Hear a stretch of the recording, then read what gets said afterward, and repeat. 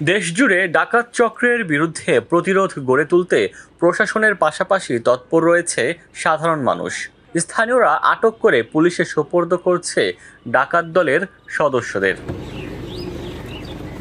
উত্তরের সীমান্ত জেলা পঞ্চগড়ে গত কয়েকদিন ধরে চলছিল ডাকাত আতঙ্ক। হঠাৎ শনিবার মধ্যরাতে তেঁতুলিয়া উপজেলার আজিজনগর গ্রামে এক স্কুল শিক্ষকের বাসায় ডাকাতি করে একদল দুর্বৃত্ত। লুটপাট শেষে সেখান থেকে পালিয়ে একটি যাত্রীবাহী বাসে চড়ে বসে 5 ডাকাত। অভিযোগ পেয়ে মাঠে নামে পুলিশ। ভজনপুর এলাকায় বাসটি থামলে অভিযান চালায় আইনশৃঙ্খলা বাহিনী। এ সময় ডাকাতির কাজে অভিযুক্ত এই 5 যুবককে আটক করে পুলিশ।